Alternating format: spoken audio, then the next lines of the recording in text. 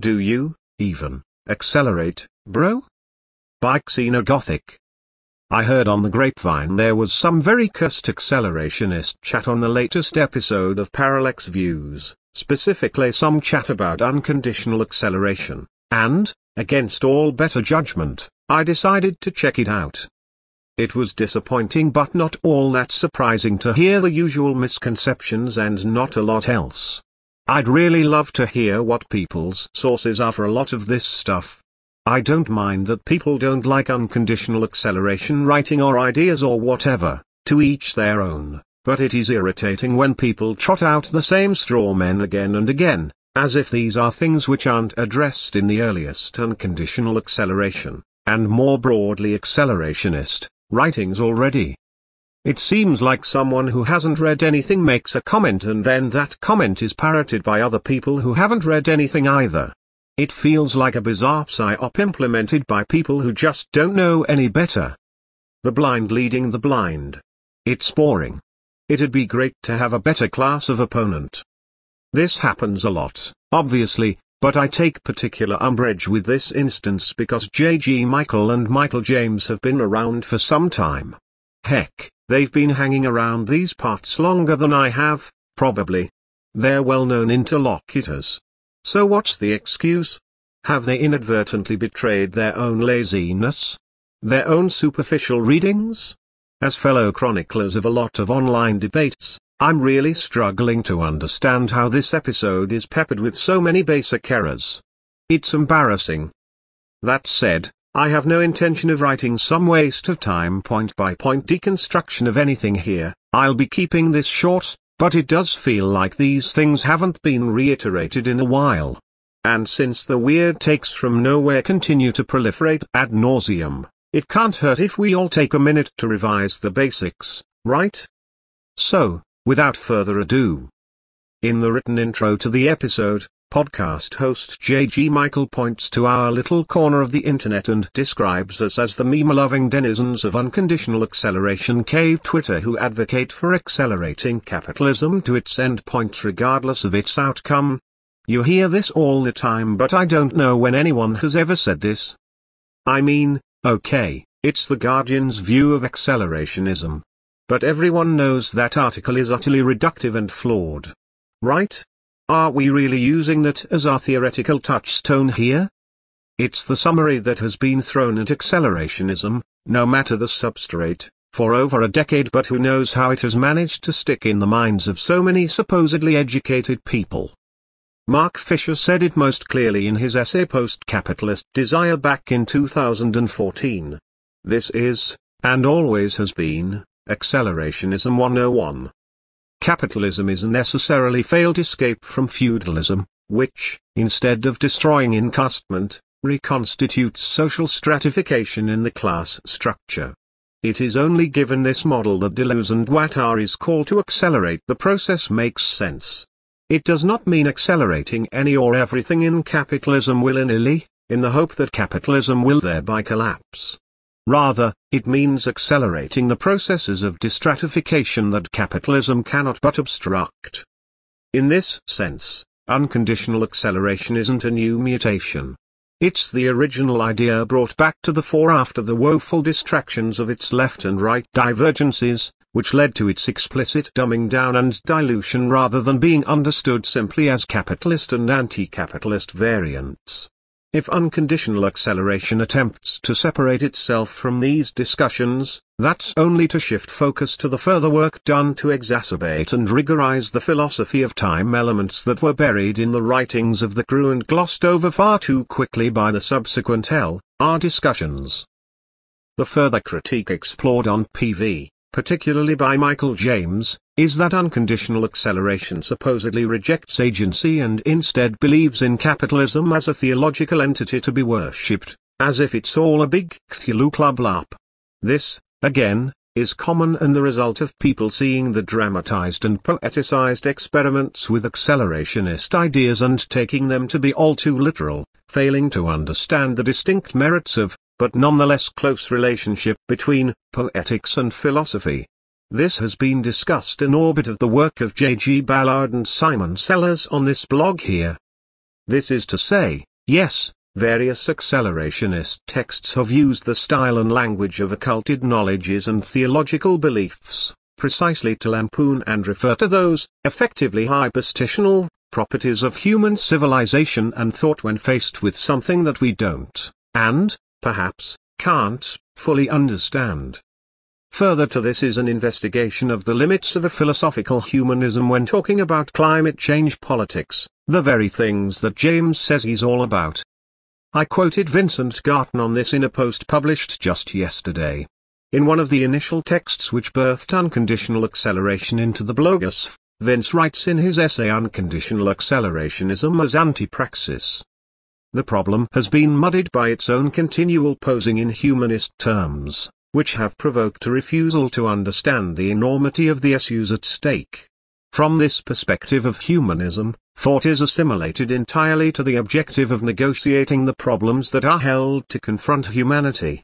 Philosophically, it is concerned with epistemological understanding founded implicitly or not on the centrality of a coherent human subject. Critically, it reduces the world to the relations of power practiced by humans towards humans. Politically, it immerses itself in defining and putting into motion a better human society. Thought is rendered finally as a series of technical questions that constitute the tactical mapping of a topography whose ultimate form is placed beyond dispute. This insistent backwater parochialism has eclipsed the intellectually interesting content of accelerationism. In colloquial usage on the left, for instance, accelerationism has come to denote merely the idea that the situation of humanity must get worse before it gets better. At the heart of this definition lies the insistent, obsessional humanist question: what is to be done? The fundamental question of praxis. The answer is rendered: we must make things worse, so that they get better. This uninteresting idea has provoked an avalanche of furious critique of a commensurate intellectual scale. It is the doctrine, we are told, of a dim child, trapped in a train about to crash, pretending he's the driver. Quite right. Yet the critics protest too much. This is a feeling that has been characteristic of modern radicalism for centuries. Frankly, I think it says it all how far below this point James' ideas are when you consider how he has gone on a podcast and introduced his own blog as being built out of an exhaustion with the theoretical limits of philosophy, and then all he does is demonstrate the limits of his comprehension, as if to say if I can't think it, no one can. Betraying the identitarian foundations of a politics he likes to pretend are far more radical. In truth, it is an individualism that dresses itself up as a humanism.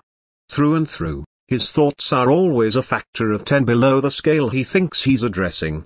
It's the ingrown logic of a coveted individualist who loves being all about collective action. In the next few minutes of the podcast, without a lick of irony, unconditional acceleration is accused of being an anhedonic mindset, but please show me anything more depressing than James' logic.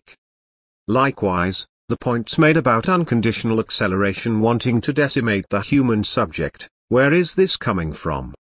The human subject, as we currently understand it, is riven through with the conservative logics of capitalism. It's the argument of capitalist realism. The human subject is limited by present state infrastructures. It's the argument of and a further challenge to Foucault's biopolitics, more than anything. But James instead goes on about how there are still people who make decisions. Yes, there are. Well done. But anyone who's powerful enough to make decisions about the future of our planet is a capitalist. They are most likely a capitalist subject par excellence. And so the beast eats its tail. Which comes first? Or, better yet, what ends first? Capitalism or the capitalist? James' argument is, well, when the world ends and we all die out, they'll both be gone. The man's a genius.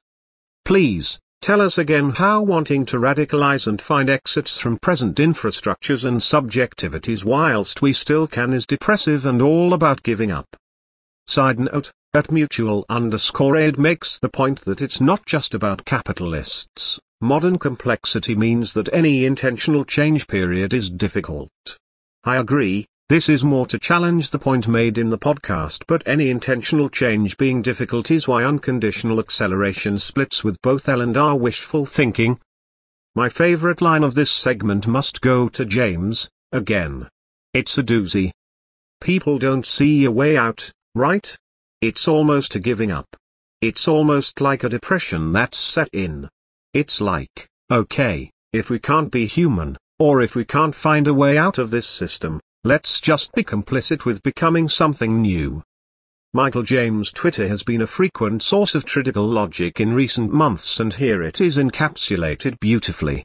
The depressive complicity of becoming something new. Actually, you know what, I take that back. That's perfect. That's exactly what unconditional acceleration is. In fact, it's an accelerationism laid out in precisely the same terms as Fisher previously quoted, accelerating the processes of destratification that capitalism cannot but obstruct. It's a complicity with capitalism's self-destructive tendencies, the exacerbating of our desires for the new, which capitalism encourages materialistically, short-circuited towards a new system beyond itself. Because that's the trick, right? Capitalism already contains its own demise. Playing chicken with its own redundancy is how it keeps its edge. Unconditional acceleration recognizes this and says, what can we do for ourselves that encourages it a little bit further over the edge? We can't give it the final push, but we can sure throw our weight behind its own momentum. This is what it means to accelerate the process. Ultimately, that's how accelerationism has always seen us transitioning out. Transitioning being something of a double entendre here, of course, with the beautiful shitposting of unconditional acceleration's transgender community persistently striking the cloistered limits of the real anhedonic logic of a cisgendered realism in stark relief. Oh, the fragility of the, truly, complicit trad. Furthermore, as Fisher once said, capitalism can't be voted out. It takes a libidinal usurping, a change of mind, a fundamental change of the subject hardwired into maintaining the status quo, to change the system. Politics alone won't change anything. Same with climate change, right, Michael? In capitalist realism, remember, Fisher demands a new collective subject, which does not exist but has long been promised. Michael James seems to argue for this himself elsewhere, but repeatedly betrays a squeamishness as to its real implications. It's all hot air and bitterness and tweeting about not caring about Twitter. The holier-than-thou piety of a deluded egoist, hiding under the very nihilism he denounces in others. Oh, and please forgive unconditional acceleration for heading for the exits and having fun with the most radical subjects that popular culture has to offer. They are the seeds for a new realism, after all. Whatever. That Parallax Views segment is just a load of waffle between two people who evidently don't have a clue what they're on about. Update: I see Max Castle has taken on many of the same issues with the podcast on Twitter. One of the more difficult things about staking a position and defending it against criticism is the way interlocutors feint stupidity as a defense for a particular bad point. 1. For example, look at a recent episode of At Views Parallax with Michael James, at Brighterbeats. The host, J.G. Michael, asked James about accelerationism, and we got the sort of criticism one has come to expect. 2. The host's criticism was especially galaxy brain level stuff. Accelerationists love the Blade Runner aesthetic, but if there aren't humans, you can't have Blade Runner. I'm going to treat this critique with more seriousness than it deserves. 3. Accelerationism is not an aesthetic theory, nor does it have a favored aesthetic. It is a theory of capital. Cyberpunk BR is a way to imagine a DIY response to obstacles in the flow of capital. It is not the official aesthetic ACC. 4. That all being said, all fixed, fast frozen relations, with their train of ancient and venerable prejudices and opinions, are swept away. All new formed ones become antiquated before they can ossify. 5. How can this point be so consistently missed? Obvious BA will come back with some sort of point about idol-worshipping Marx, but shit, the guy got capital. Maybe the Marxists should pay attention. 6. BA's critique is only slightly better. Here they are. 1. Accelerationism makes him have the bad feels. 2. Corporation and CEOs make decisions. 3. He doesn't see accelerationists living the accelerationist life. 7. So, in order. 1. Who cares if you get the feels? Why must we assume that a theory of capital must also include a political plan? This is not assumed of any other theory and points to a clear misunderstanding of the purposes of thought. 8. 2. Yes, humans make decisions, but the point is that these decisions are driven by a logic existing at a higher level. This logic is not the product of simple CEO desires but is the mechanism that drives their desires. 9. 3. What part of beyond individual control is BA struggling with? 10. On the point about accelerationists not living the accelerationist life, I'll point, once again, to my old post on this. Unconditional acceleration argues that what is open to us is perhaps only the possibility of, as Deleuze writes in Logic of Sense, a becoming the quasi-cause of what is produced within us. Further update. Reader, he never did post it. You can, however, now read my unconditional acceleration primer, which is filled with lots more evidence proving MJ is clueless. Is that a further tantrum?